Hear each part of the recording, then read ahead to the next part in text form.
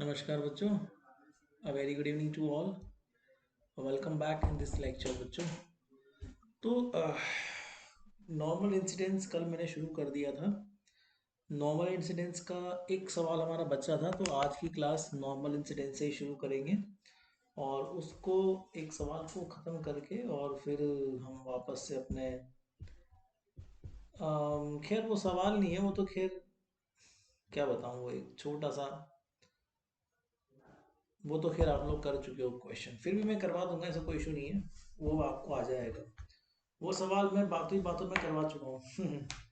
वैसे तो इस क्वेश्चन को करने की कोई नीड नहीं है, बट फिर भी आप लोग तो कर लीजिए, ऐसा कोई बड़ा इशू नहीं है। ठीक है, क्वेश्चन नंबर 4 लिखो। नॉर्मल इंसिडेंस जब टॉपिक लगाया है तो फिर नॉर्मल इंसिडेंस को एक बार कर लेते हैं, फिर ऑब्लिक इंसिडेंस में हम आएंगे ना। क्वेश्चन नंबर 4 लिखो। A plane electromagnetic wave,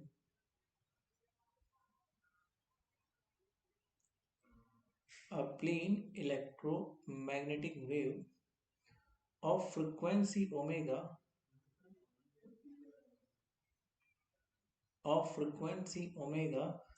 is incident normally is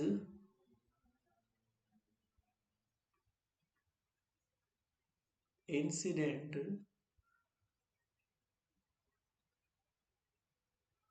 normally on an air dielectric interface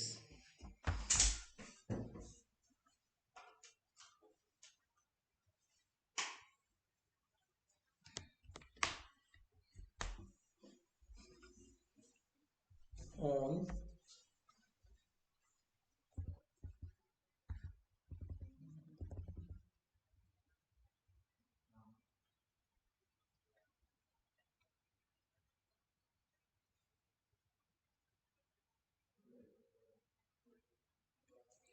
normally on an air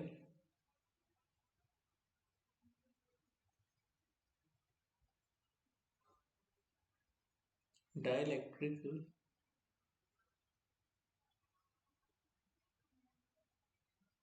interface. The dielectric is linear. The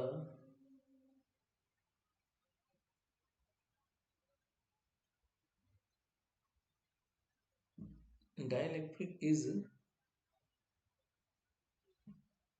linear, isotropic, isotropic। Air का मतलब वही, इसका reflective index मान लेना है आपको। Non magnetic, non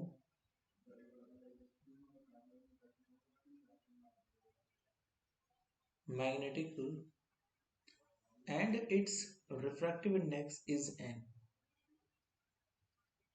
and its refractive index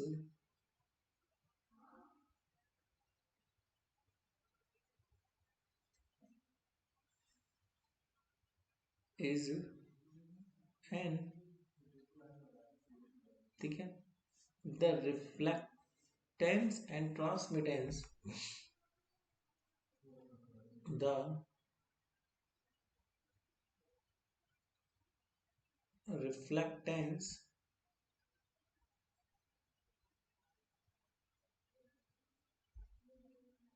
and transmittance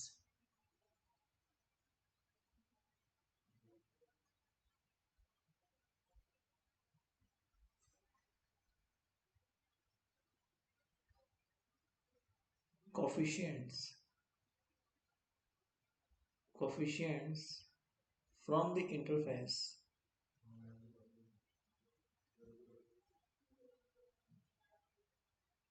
from the interface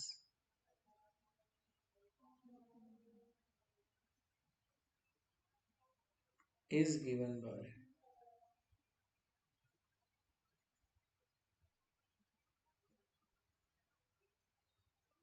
is given by ठीक है, सो ऑप्शन ए है R इज इक्वल टू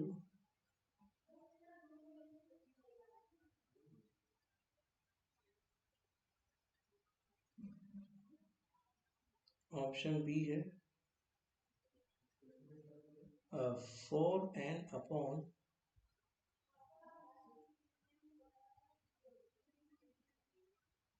ऑप्शन बी है R इज इक्वल टू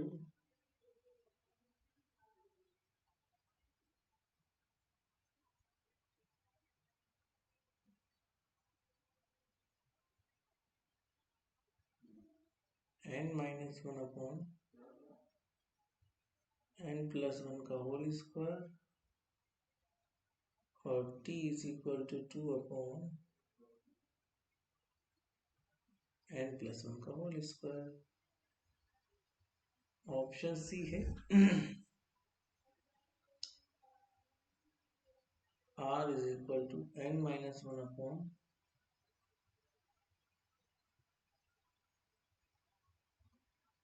और t is equal to 4n³ upon n+1 की power 3। Option D है R is equal to n-1 upon n+1 की power 2 और t is equal to 4n² upon. देखो मैंने आपसे पहले ही कहा है, मैंने इसका जवाब बातों ही बातों में आपको दे दिया है, फिर भी मैं आपको वापस से करवा देता हूँ इसका जवाब क्या होगा। रिफ्लेक्शन कोफिशिएंट का जो डेफिनेशन होता है वो आप सब जानते हो, 1 minus beta upon 1 plus beta करके कुछ होता है, इसका होल स्क्वायर। जहाँ बीटा की वैल्यू भी आप समझते हो बच्चों, वो होती है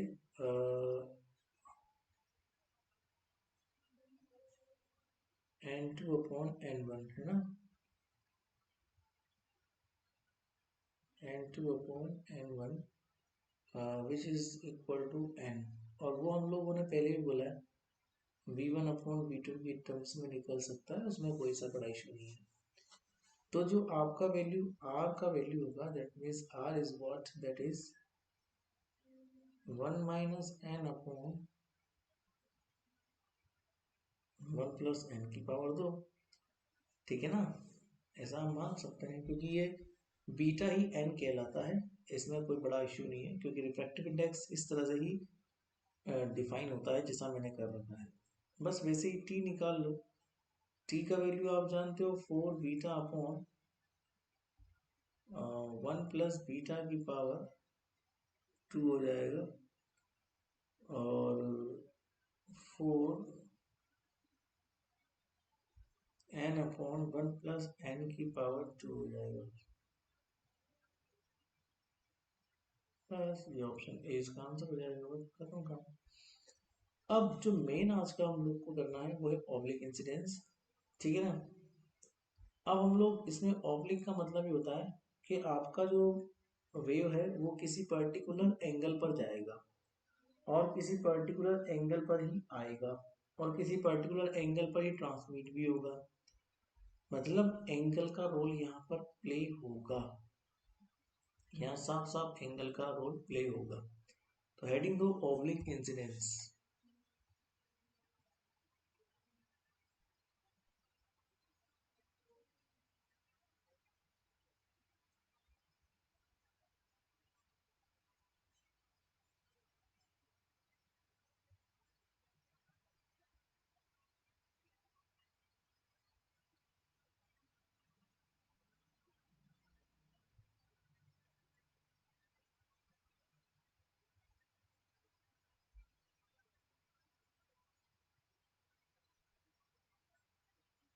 ठीक है, इसमें जो पहला है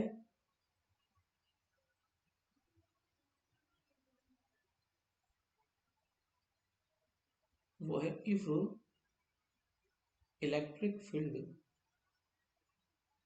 मतलब जो आपका इलेक्ट्रोमैग्नेटिक वेव का फील्ड है, इज पैरेलल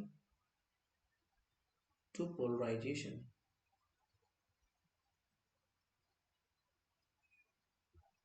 समझते हैं इसको, है ना। आखिर क्या चीज है ये, इसमें कुछ नहीं है खास। इसमें हमको सीधा सा एक बात बोलनी है, ठीक है ना। अगर मान लो कोई वेव आती है, बाउंड्री को टच करती है और वो किसी एंगल पर है, जीरो एंगल पर है तो ऑफ कोर्स वो नॉर्मल इंसिडेंस है। बट अगर वो किसी पर्टिकुलर एंगल पर है तो वो ऑब्लिक इंसिडेंस कैटेगरी में काउंट होता है, जैसा कि मैं आपको डायग्राम में दिखाऊंगा। जैसे मान लो ये इंटरफेस है और ये जेड एक्सिस है। मान लीजिए मैग्नेटिक फील्ड ये वाला है अंदर की ओर, और वेव ऐसे इंसिडेंस हो रही है मान लो, और ऐसे रिफ्लेक्ट हो रही है, तो इस तरह से ट्रांसमिट हो जाएगी। ठीक है, तो this is the incidence angle theta I, this is the reflected angle theta R, and this हमेशा जो नॉर्मल होता है ना उसी से एंगल क्रिएट होता है। ये नॉर्मल है तो हमने सारे एंगल उससे क्रिएट कर दिए हैं। ये पूरा इंसिडेंस वेव कहलाता है। इसे रिफ्लेक्टेड वेव काउंट करते हैं और इसको ट्रांसमिटेड वेव बोल देते हैं। इस तरीके से हम लोग बोल सकते हैं, ठीक है ना। अब अगर देखना इन सब की स्टडी की जाए प्रॉपरली, ठीक है, तो पैरेलल कंपोनेंट, परपेंडिकुलर कंपोनेंट सारे अगर हम लोग लें, फिर उससे रिफ्लेक्शन कोफिशिएंट, ट्रांसमिशन कोफिशिएंट निकालें, तो मैं तो सीधा वैल्यू निकालता हूँ, R is equal to which is the intensity of the reflection upon intensity of the incidence, which is equal to alpha minus beta upon alpha plus beta to the whole square। ठीक है, okay, जहां पे alpha की value मैं बता दूं because ये angle पे क्रिएटेड है, so cos of theta t upon cos of theta i, ठीक है। और जो बीटा का वैल्यू है वो हो जाएगा v1 अपॉन v2, जिसकी वैल्यू हो जाएगी n2 अपॉन n। और ये तो खैर बीटा तो पुराना वाला ही है, इसमें कोई बड़ी बात नहीं है। तो आप अगर इन सबको पुट कर भी ना भी चाहो तो भी आप कर सकते हो, ये n के रूप में भी आप परिभाषित कर सकते हो, या फिर इसकी एक और परिभाषा मैं आपको बता दूं, sine theta i upon sine theta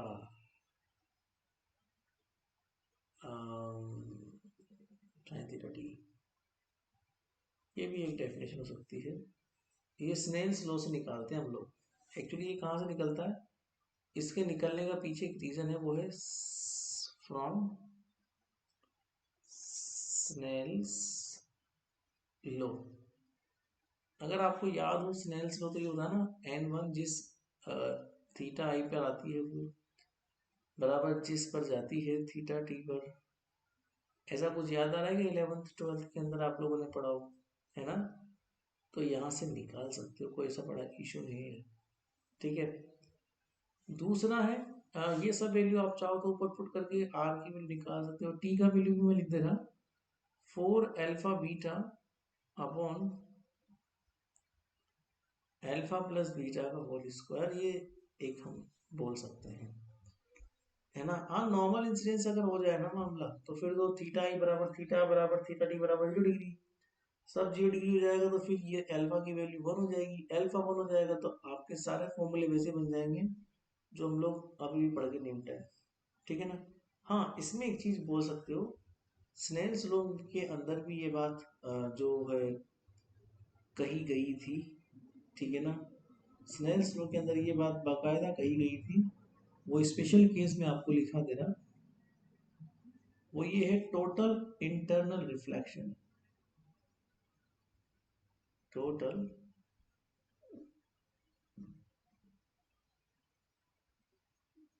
internal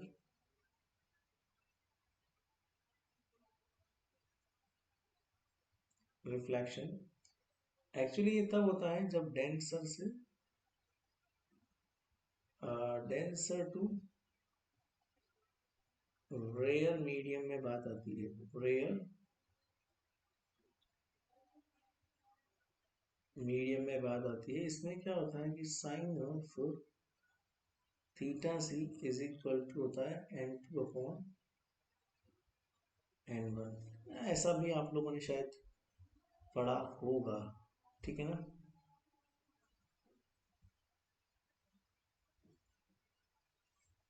और दूसरा ये है, एक और होता है कि अगर n1 is greater than n2 होता है तो sine theta T is equal to n1 upon n2 sine theta i. ये मैंने यहीं से लिखा है, ये पीछे वाले फॉर्मूले से इसी को रिपीट किया और कुछ नहीं किया, ठीक है ना। अब इसी केस में हम लोगों ने क्या किया है कि अगर थीटा टी की वैल्यू π/2 कर दो तो जो इंसिडेंट एंगल है, मतलब अगर हम लोग किसी क्रिटिकल एंगल पर इंसिडेंस करवाएं और वो क्रिटिकल एंगल ऐसा हो कि वो जो ट्रांसमिशन एंगल है वो π/2 हो जाए, तो फिर वो स्पेशल केस ये बन जाता है। इसे बोलते हैं टोटल इंटरनल रिफ्लेक्शन और थीटा सी क्रिटिकल एंगल होता है। तो आप लोगों ने पढ़ा होगा ना, दस for a particular value of angle of incidence the angle of reflection will be will become 90 degree, ठीक है ना। Will become 90 degree. ये चीज तो खैर आप लोगों ने भी पढ़ी होगी, ठीक है।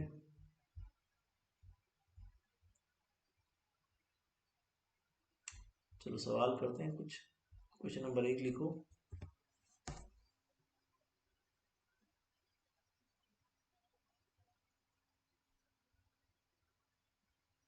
A plane polarized wave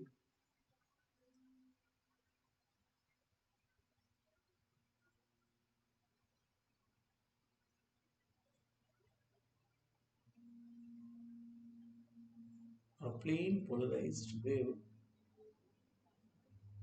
from entrance into a dielectric from air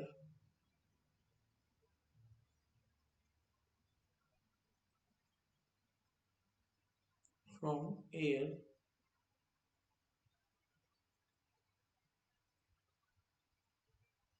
into dielectric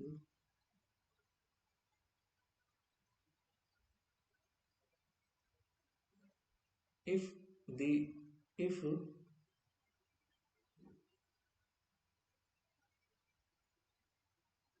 angle of incidence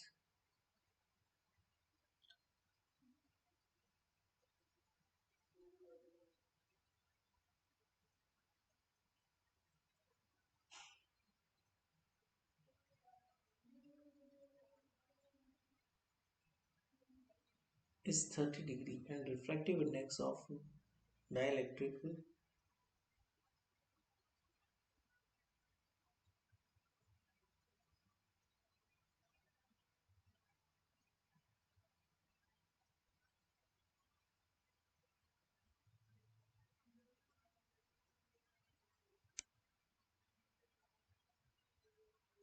is 1.5, then calculate the intensity of reflection, then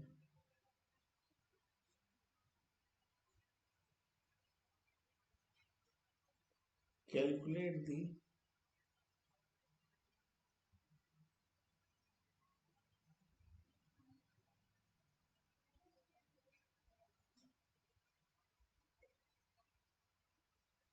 intensity of reflection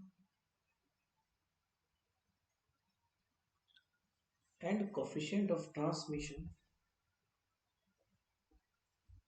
and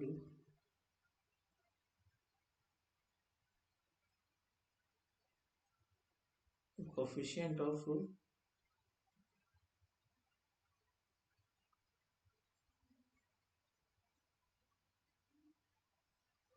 transmission. Number one, when electric field parallel to plane of incidence. When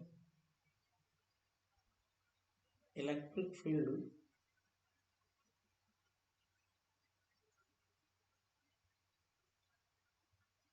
parallel to the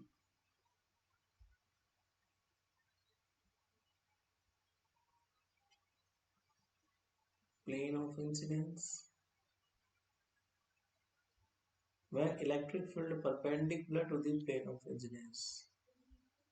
When electric field perpendicular to the plane of incidence. चलो एक बार करके देखते हैं. Parallel perpendicular का कोई फर्क नहीं पड़ता. आप सीधा ये देखो ना कि इंसिडेंस एंगल कितना है. 30 डिग्री है ना. तो देखो समझाते हैं आपको. आप तो सीधा ये निकालो. देखो जो गिवन है वो लिख लो.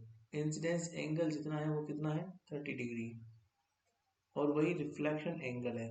ठीक है. तो साइन थीटा आई कितना हो जाएगा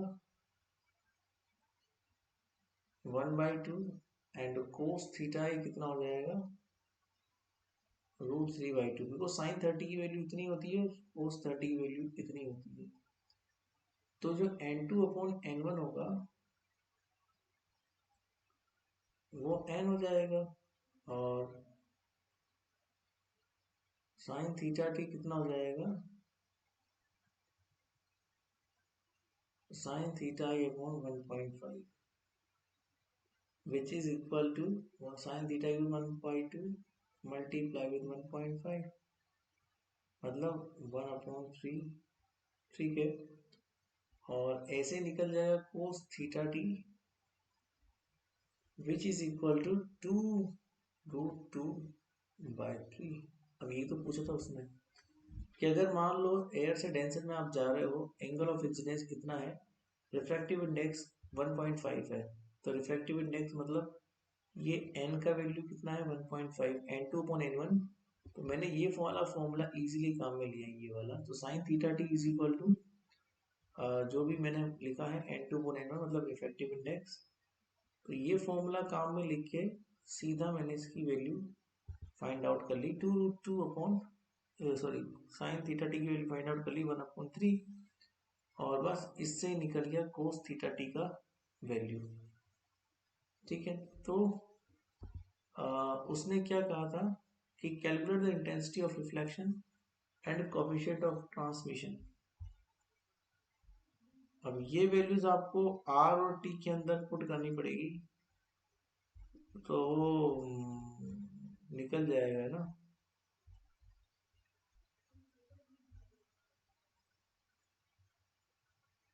कहने का मतलब ये है कि इससे तुम क्या निकाल सकते हो बीटा निकाल सकते हो. बीटा क्या है हमारे पास में sign theta i upon sine theta T. इससे निकल जाएगा ये 1.5. फिर अल्फा निकाल सकते हो cos theta t upon cos theta ये हो जाएगा 4√2 अपॉन 3√3. ठीक है. ये दो निकल जाएंगे तो फिर तो आराम से तुम आर निकाल सकते हो और टी निकाल सकते हो. तुम्हारे पास फॉर्मूला तो है ही ना. आर का फॉर्मूला भी है R is equal to alpha minus beta upon alpha plus beta का होल स्क्वायर और T is equal to 4 alpha beta upon alpha plus beta का होल स्क्वायर. इन दोनों में वैल्यू पुट करके आप निकाल लेना. ठीक है. ये तो खैर आप निकाल सकते हो. क्वेश्चन नंबर 2 लिखो.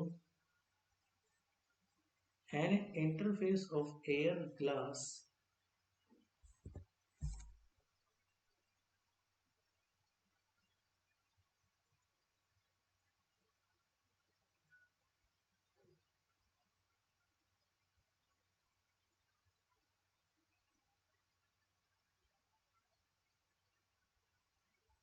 an interface of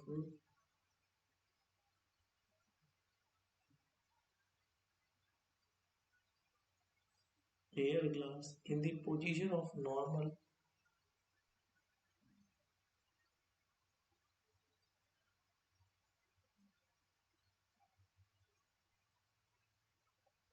in the position of normal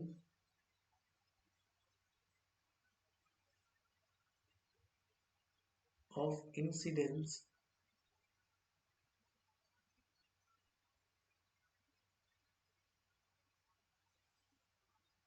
prove that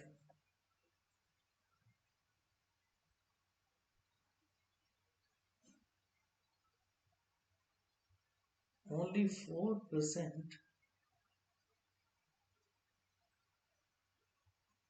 reflection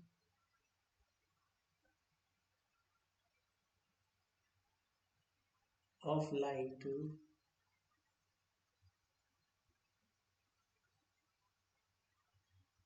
and remaining 96%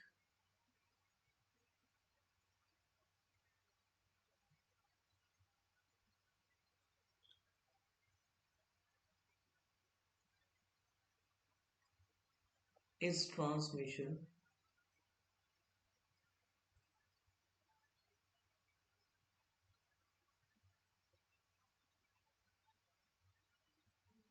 Refractive index of glass is 1.5.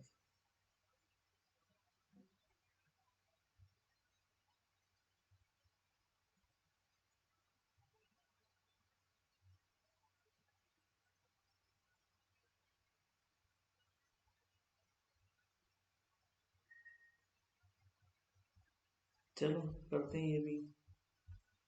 खैर इसमें कोई ऐसा बड़ा इशू नहीं है होने में, तो ठीक है ना, हो जाएगा। कुछ नहीं है, देखो सॉल्यूशन है।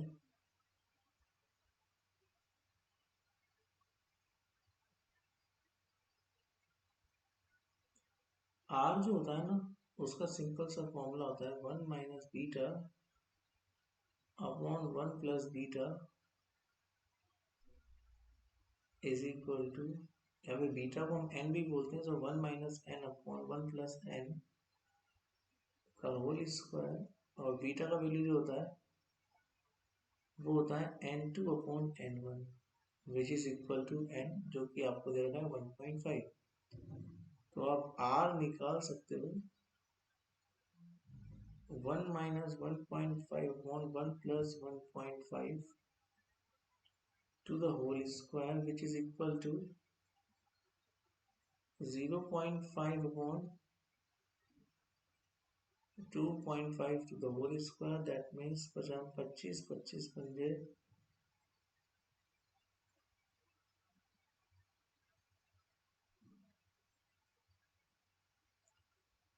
तो ये हो गया 4%। सिंपल। ऐसे t निकाल लो 4 बीटा अपॉन 1 प्लस बीटा का होल स्क्वायर, मतलब 4n upon 1 plus n to the whole square which is approximately 1.5 upon, बस खत्म काम। तो ये अगर आप लोग सिंपली सॉल्व भी करोगे ना, तब भी ये 6 अपॉन 2.5 का whole square which is equal to this upon 6.25 percentage, that means 24 upon 25, ये 2 है, ठीक है, तो ये हो जाएगा 96%।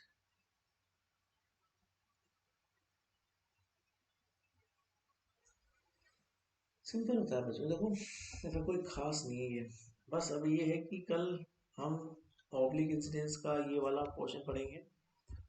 एक तो मैंने पढ़ा दिया if E is parallel to the polarization, ठीक है ना।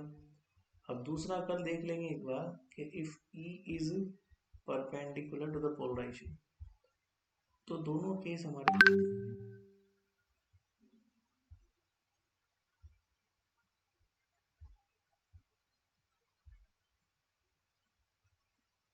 और फिर दोनों केस के लिए आप ये वाले दोनों सवाल कर सकते हैं। एक्चुअली ये सवाल मैंने अभी पूरा कराया नहीं आपको।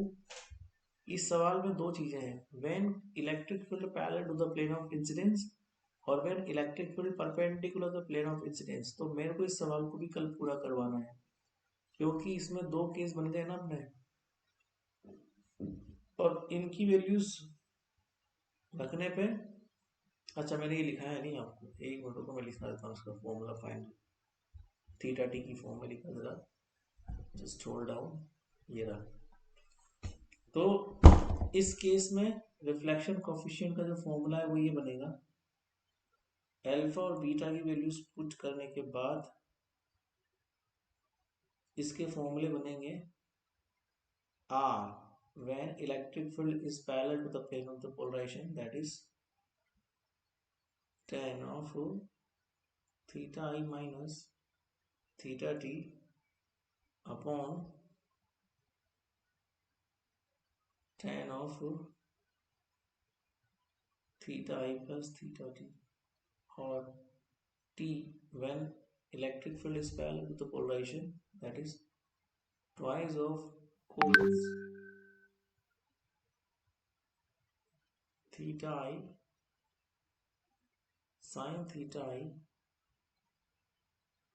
upon sin